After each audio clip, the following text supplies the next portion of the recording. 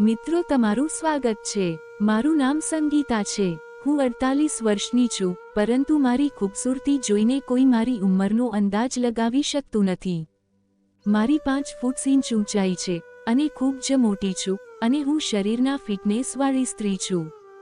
મારી વળાંકવાળી કમર લોકો મારી સામે તાકી રહે છે। હું એક એવી સ્ત્રી છું જે હજુ પણ તેની યુવાનીનો સંપૂર્ણ આનંદ માણી રહી છું। મારા લાંબા કાળા વાળ, ગોરો રંગ અને આંખો બધાને પાગલ કરી દે છે। હું મારા શહેરમાં એક સામાન્ય ગૃહિણી છું, પરંતુ મારી અંદર કંઈક નવું કરવાનો પ્રયાસ કરવા માટે પ્રેરણા આપે છે। હું આજે બપોરે મારી જૂની ફ્રેન્ડ શાલિનીના ઘરે ગઈ। શાલિની અને હું કોલેજથી જ ફ્રેન્ડ છીએ અને અમારો સંબંધ ખૂબ જૂનો છે।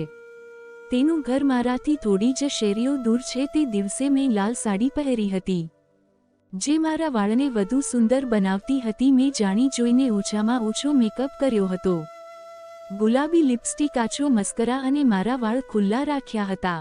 હું શાલિનીના ઘરે પહોંચતાની સાથે જોયું કે તેનો દીકરો સેન્ડી ઘરે હતો। સેન્ડી એક 22 વર્ષનો યુવાન છે, ઊંચો, ગોરો અને સુંદર શરીરનો। તેની પહોળી છાતી અને સ્નાયુબદ્ધ હાથ જોઈને મારું હૃદય ધડક્યું। મેં તેને પહેલા ઘણીવાર જોયો હતો, પરંતુ તે દિવસે તેની આંખોમાં એક અલગ જ ચમક હતી। મારી ઈચ્છા જાગવા લાગી સેન્ડી પ્રતિ। હું તેને જોઈતી રહી, દર 2 મિનિટે તેને જોઈતી રહી। તેના ટાઈપ ટી-શર્ટ અને જીન્સમાં તે હીરો જેવો દેખાતો હતો। મેં તેની સાથે વાત કરવાનું શરૂ કર્યું અને પૂછ્યું, આજે તમે ઘરે છો? સેન્ડીએ હસીને કહ્યું, હા કાકી, કેમ, કોઈ કામ હતું? મેં ફરીથી પૂછ્યું, મારા અવાજમાં તોફાનનો સંકેત। મેં ફરી તેની સામે જોયું। સેન્ડી આવીને સોફા પર મારી બાજુમાં બેઠો। શાલિની રસોડામાં ચા બનાવી રહી હતી અને અમે લિવિંગ રૂમમાં એકલા હતા। મારું હૃદય ધબકતું હતું। મેં હિંમત ભેગી કરી અને સેન્ડી પર મારો હાથ મૂક્યો, તેને હળવેથી સ્પર્શ કર્યો। તેને કંઈ કહ્યું નહીં, ફક્ત મારી તરફ જોયું। તેના મૌનથી મારી હિંમત વધુ મજબૂત થઈ। બસ, સેન્ડી ઊભો થઈ અને કહ્યું, મમ્મી, હું બહાર જાઉં છું। તે બહાર ગયો અને લગભગ 10 મિનિટ પછી પાછો આવ્યો। મેં શાલિનીને બોલાવી અને સ્મિત સાથે કહ્યું, તમારો દીકરો મોટો થઈ ગયો છે। તે ઘણો મોટો અને મજબૂત લાગે છે અને તેનું વર્તન અદ્ભુત લાગે છે। શાલિનીએ હસીને જવાબ આપ્યો, અરે, તે મારો દીકરો છે, તે મોટો હોવો જોઈએ। તમે આ બધું કેમ પૂછો છો? મેં તોફાનીની રીતે કહ્યું, હું ઘણા સમયથી તેને જોઈ રહી છું।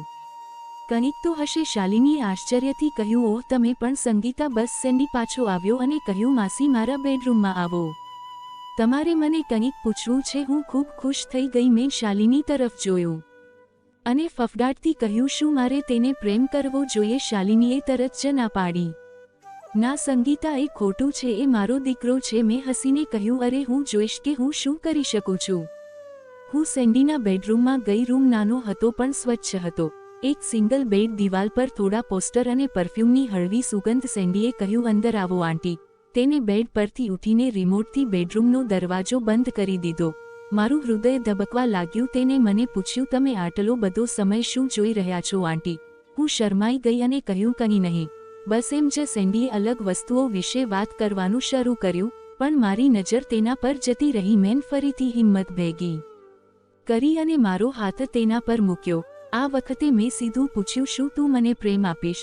સેન્ડીએ ખચકાટ વગર કહ્યું, હા, કેમ નહીં? મેં તરત જ કહ્યું, મને પ્રેમ કરો, મને ખરેખર મજા જોઈએ છે। હું બહાર આવી અને શાલિનીને બધું કહ્યું। શાલિનીએ આશ્ચર્યથી મારી સામે જોયું, પણ કંઈ કહ્યું નહીં। હું રસોડામાં ગઈ, સેન્ડી માટે દૂધ તૈયાર કર્યું અને તેને તેના રૂમમાં લઈ ગઈ। મેં તેને મારા પોતાના હાથે દૂધ પીવડાવ્યું અને તે મારી આંખોમાં જોઈ રહ્યો હતો। તેની નજર મારા પર સ્થિર હતી। સેન્ડીએ ફરીથી દરવાજો બંધ કર્યો। મેં ધીમે ધીમે મારી સાડી કાઢી। હવે હું અને ફક્ત સેન્ડી જ રૂમમાં હતા। મારા સંપૂર્ણ કપડામાં ફસાઈ ગયા હતા અને સેન્ડીની આંખો તેના પર સ્થિર હતી। તેનો શરીરનો સ્પર્શ એવી રીતે કરતો હતો જાણે તેને ભૂખ લાગી હોય। મેં પૂછ્યું, તું અનુભવી લાગો છો? તેને કહ્યું, નહીં। પછી અમે એકમેક થઈને એકબીજાને પ્રેમ કરવા ચાલુ કર્યું। મારા શરીરમાં ધ્રુજારી દોડી ગઈ। પછી તેને પૂછ્યું, સંગીતા, તે કેટલા યુવાનોને પ્રેમ કર્યો છે? મેં હસીને કહ્યું, હજી કોઈને નથી કર્યો, તું પહેલો છો। તેને મજાકમાં હસીને જવાબ આપ્યો, અરે, મારી ઉંમર જુઓ, હું 48 વર્ષની છું। મને સંપૂર્ણપણે પ્રેમ કરવાનું ચાલુ કર્યું અને મેં જોરથી બૂમ પાડી। થોડીવાર પછી દર્દ ઓછું થયું અને પછી મેં પણ સાથ આપવાનું ચાલુ કર્યું। પછી મેં કીધું બસ કર સેન્ડી, મેં મજા લઈ લીધી છે. પણ સેન્ડી બોલ્યો મારી ઈચ્છા હજી પણ છે. અમે બંને થાકી ગયા હતા. પછી હું અને સેન્ડી રૂમની બહાર નીકળ્યા. પછી હું મારા ઘરે જતી રહી અને હવે મને જ્યારે ટાઈટ મળે છે ત્યારે સેન્ડીના ઘરે જઈને મજા કરું છું. મિત્રો, આ વાર્તા ફક્ત કાલ્પનિક છે, તેને સત્ય હકીકત સાથે કંઈ લેવા દેવા નથી. ધન્યવાદ મિત્રો.